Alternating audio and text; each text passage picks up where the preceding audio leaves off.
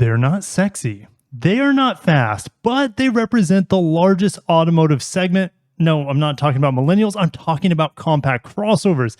CR-V, Rav4, Tucson, Rogue, CX5, Bronco Sport, Ford Escape, and many more are being thrown into the gauntlet today. Only the best compact CUVs will make it to the top.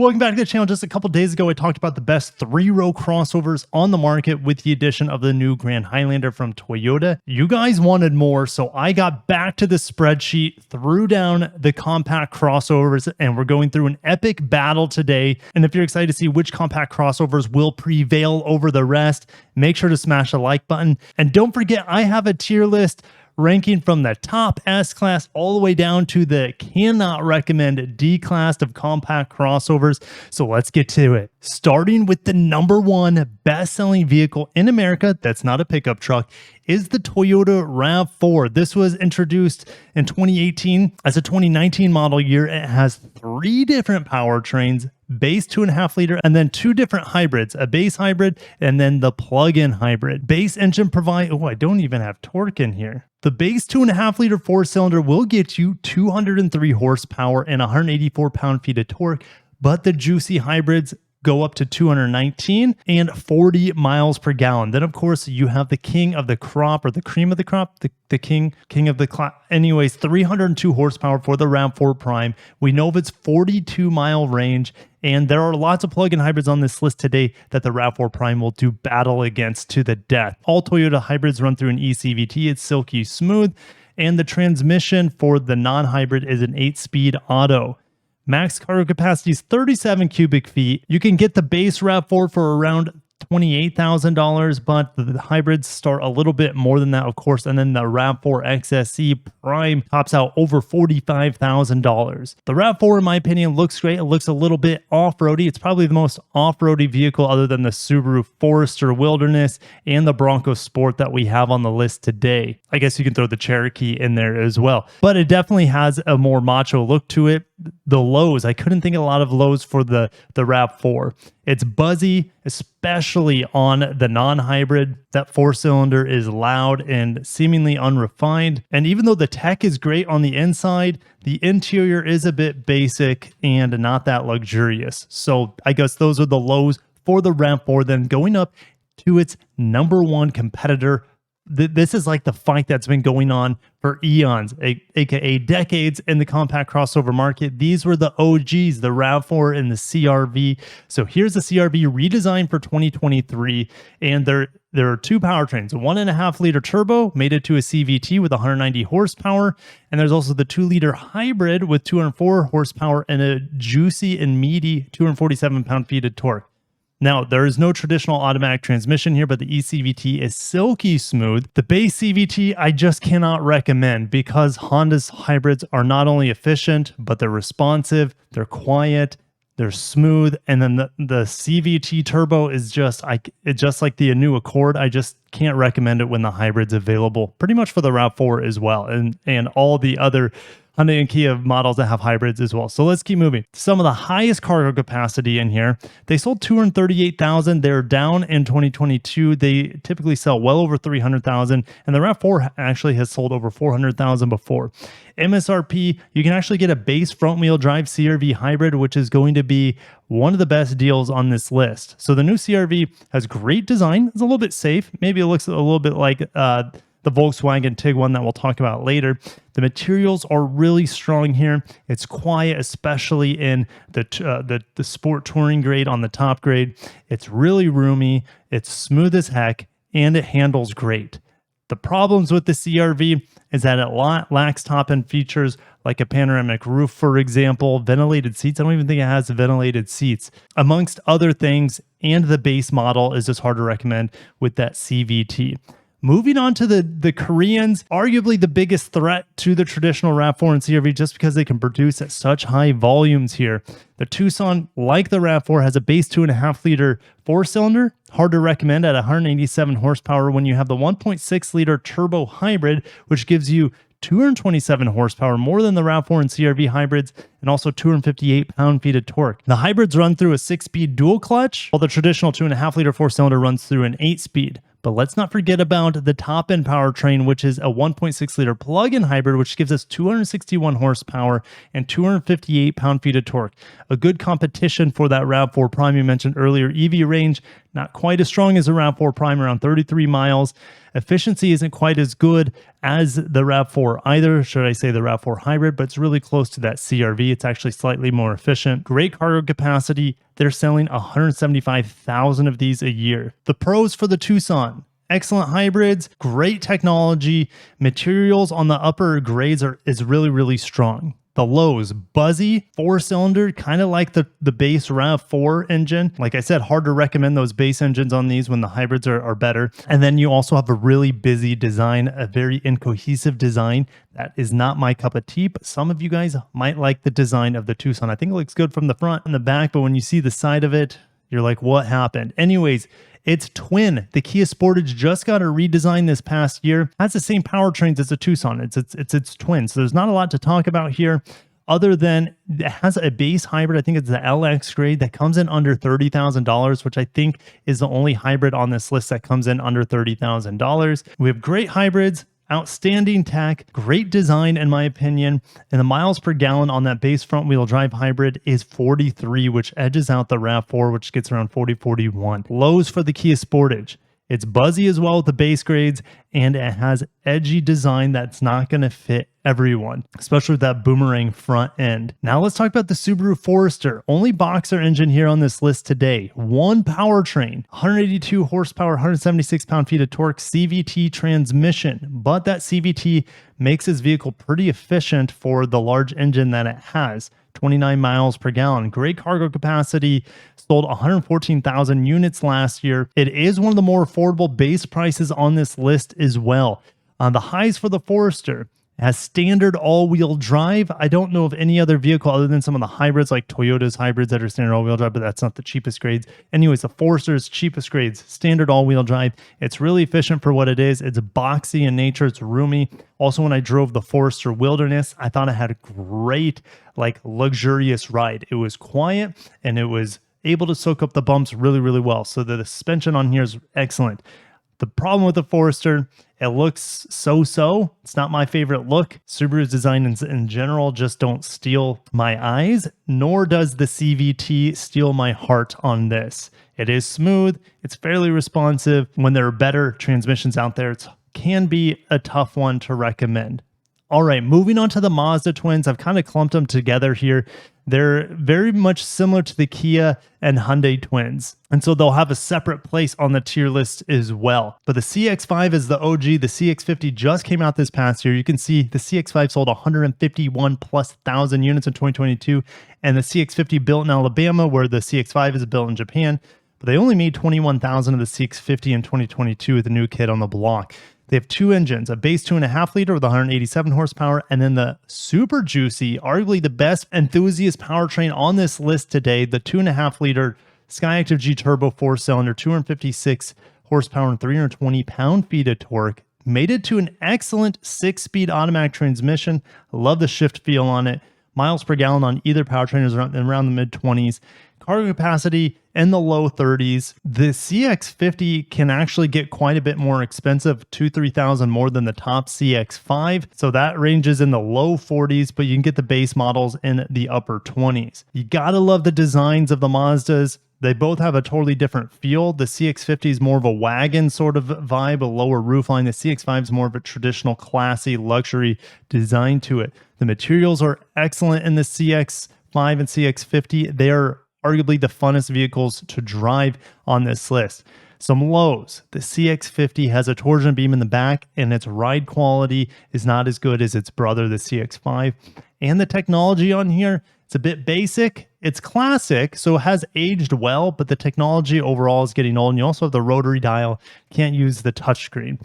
All right, Nissan Rogue. Nissan sold only 186,000. They've sold over 300,000 of these things just a few years ago. Now, they have a new engine that has a 1.5 liter turbo 3-cylinder, but this thing punches above its weight class, 201 horsepower and 225 pound-feet of torque. I haven't driven this yet, but I really would like to. I thought that the outgoing 2.5 liter was a little bit lacking, as I'll talk about here in a little bit in a different vehicle, but it only comes with the CVT. That's going to hurt it because that's really the only con I have against it, because the highs are pretty strong here. Great design overall, good MPGs at 33 miles per gallon here. Great technology, and the materials on the upper grades is really, really strong. Moving on to some of the domestics here. GMC and Chevy, these are twins as well. We have the Train and Equinox. We have 1.5 liter turbo 4-cylinder. The weakest engine on this list, 175 horsepower and only 203 pound-feet of torque. I guess the torque isn't terrible, but the horsepower is lacking here. Transmission is a 9-speed on the GMC, a 6-speed on the Chevy. Fuel economy is not the strongest on this list at 26 to 28. Cargo capacity is not even in the 30s, which I feel like is the bare minimum to be competitive here. And you also have interesting sales where the Equinox sells a massive amount of over 200,000 and the Terrain only about 86,000. I don't have anything good to say about these vehicles, and that should give you an idea of where this will fall in my tier list. The lows, we have poor interiors, small cargo. I don't think their designs are anything to write home about either. Weak singular engine option as well. So let's keep moving to the Jeep Cherokee. Outstanding powerful powertrains, 3.2 liter V6 and a 2 liter turbo 4-cylinder.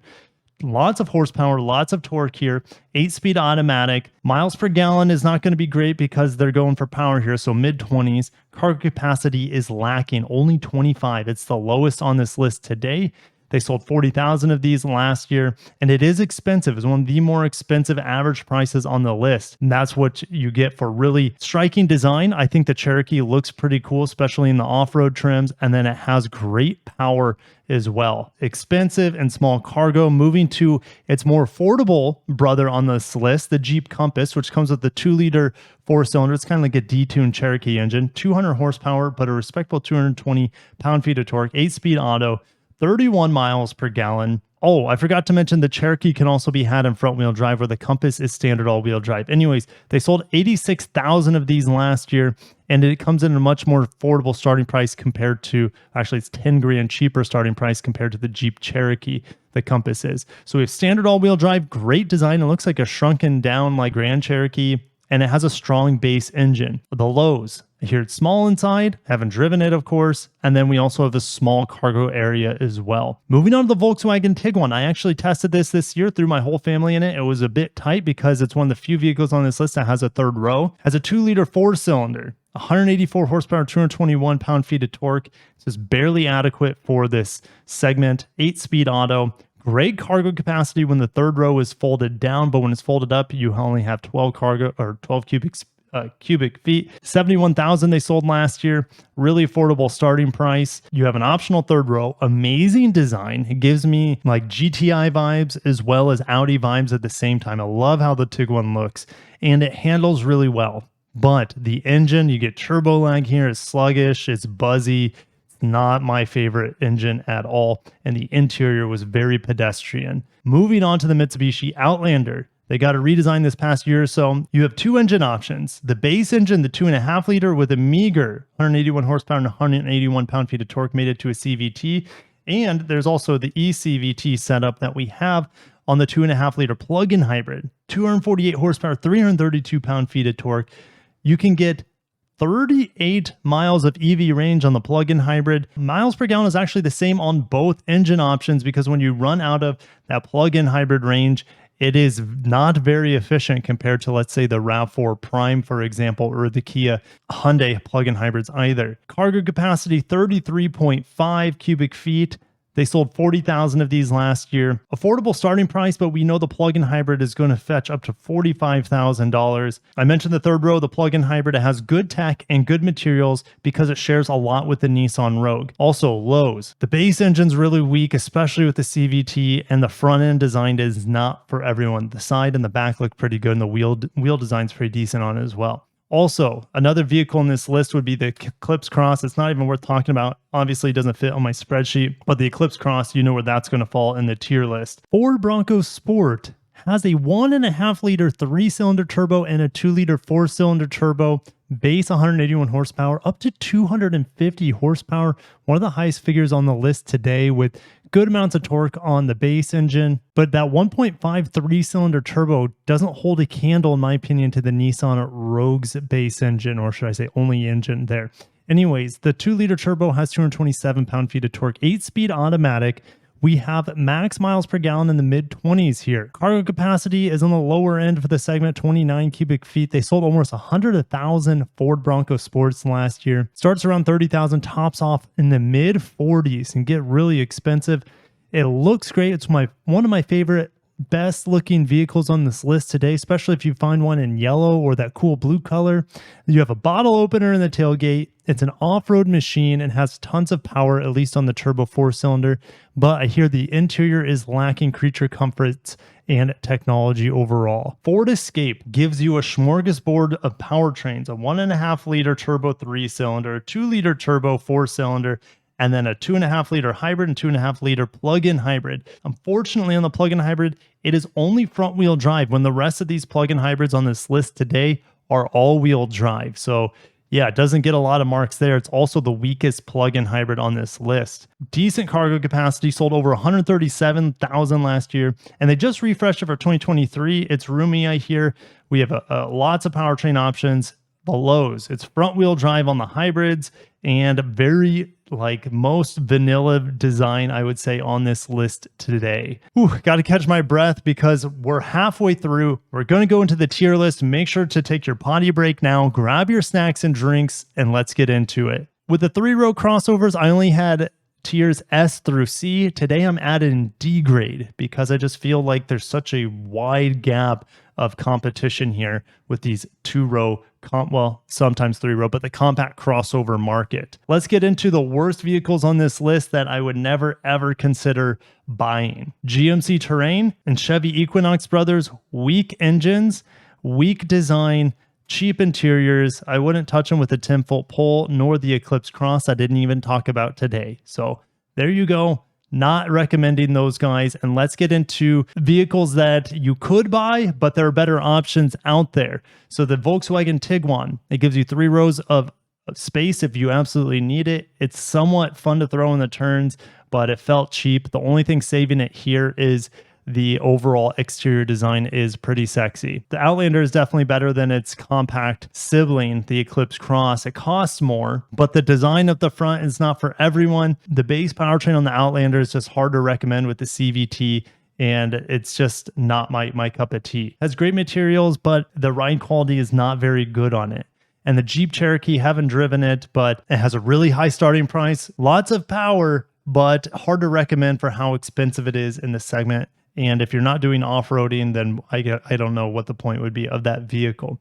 All right, let's get into B tier. These are vehicles if you find a screaming deal on or you like the design or whatever. These are vehicles you would definitely, I feel like you wouldn't regret after buying. Very mediocre and well-rounded, but there are still better options out on the list today. So Subaru Forester, first vehicle on the B tier. Okay looks, great ride quality, great efficiency, great cargo capacity, and it's very affordable. Nissan Rogue, I feel like, could almost be an A tier, but it is held back a little bit by its CVT and no hybrid options. The torque here is great. The efficiency here is great. The design is great on the Rogue, and it's definitely a jack of all trades sort of vehicle. Jeep Compass is a much more affordable compact compared to the Cherokee. We have a pretty strong base turbo 4-cylinder here, no CVT engine, and I love the design on the Compass. We also have the Ford Escape. I feel like the Ford Escape snuck into the B category due to its hybrids and plug-in hybrids, but the design on it, and there's just nothing else other than the hybrids that draw me to the Escape. So let's get into the A category. These vehicles are definitely punching towards the top, and you could probably make an argument for any of these in the A category to be an S category, and I would see your argument is valid. All right. CX5. The only things holding this back from S tier, I would say, is the lack of overall passenger capacity. Like, it has a lower roof line in it, and it's really long. Like, it's a huge vehicle, it feels like. And then you also have that torsion beam in the back that reduces the ride quality. Great engine options, pretty interior, good materials. And let's move on to the next vehicle, the Tucson. Skip the base engine, go for the hybrids. And the only thing holding back the Tucson for me from S tier is its design. I just don't like the busy side of it, but it is a very good vehicle, great tech, good materials on the top grades. There's a lot of good things to say about the Tucson. The Bronco Sport has one of the best designs on this list today. Great off-roading as well. Great turbocharged options here with a 1.5 turbo 3 and a 2-liter turbo 4. It has a bottle opener in the tailgate. And I guess just the overall lack of features would probably is holding it back for me from the top S grade. But I haven't reviewed one, so I can't really say for sure if it would be A grade or not. But I'm a sucker for the Bronco Sport design, which some people think is really stupid looking. I like the looks of it. All right. Outlander plug-in hybrid. I haven't driven it yet, but the weaknesses of the base Outlander are completely rectified with the plug-in hybrid powertrain. It is definitely more expensive, but you get so much more power, more responsiveness, 38 miles of EV range here, and the interior of the Outlander is really nice, has good materials, just the ride quality is not the best. Yeah, plug-in hybrid Outlander is leagues away, at least on paper, since I haven't driven it, from the base Outlander's CVT and anemic engine. All right, drum roll, guys, we're getting into the best, my number one tier, the S tier of compact crossovers. To no surprise, we have the Rav4, the CRV, the CX5, then the Kia Sportage might be a surprise to you, but I like the design over the Tucson, and really the design of the Tucson is the only thing holding it back from S tier. You can get a really cheap front wheel drive, super efficient and refined powertrain on the LX Hybrid Sportage. I like the looks on the outside. It's super roomy on the inside. It's not the most fun car to drive by any means. It's probably the least fun car to drive on the S tier, but it gives a great overall package from the powertrain to the interior to the powertrains. CX5 is also on this S tier. This thing has been out for some time now. It rides great. It's fun to throw in the turns. The torque from the turbo 4-cylinder is amazing. It has a great materials on the inside. The seat is a little bit stiff still for the CX5, but the design on the CX5 is gorgeous. I like it actually better than the CX50 design after seeing them in person. And the only thing that will make the CX5 better, and the CX50 for that matter, is give it a hybrid powertrain. That might set it right up at the very, very top, S plus or whatever you want to call it. But let's get into the next vehicle, the CRV redesigned for 2023 on a new platform. It is super roomy, great materials, great interior design, very basic but strong exterior design. It reminds me a lot of the Volkswagen Tiguan.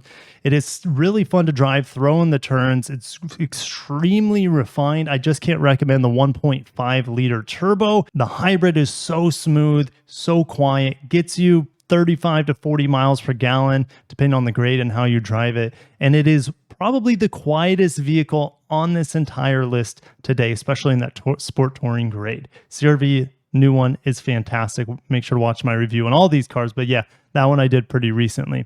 And the Rav4. The Rav4 is still one of the best, if not the best vehicles on this list today, even though it came out in 2018 as a 2019 model year. The hybrid is just so strong and efficient.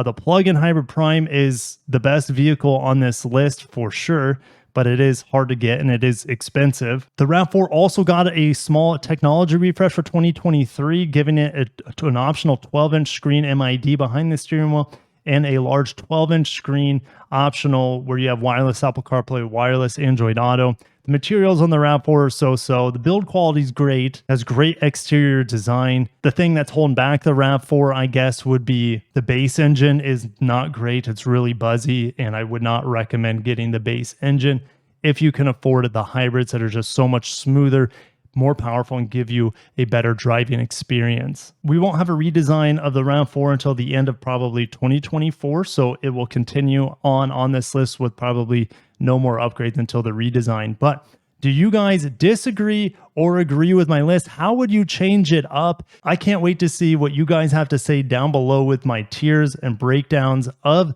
the hottest segment in the automotive market, the compact crossover. If you made this far in the video, haven't hit the like button, I would appreciate that. Also, if you're not subscribed, hit the bell icon while you're at it. Also, if you want to see more comparisons like this one and my 3-row crossover one, make sure to let me know in the comments.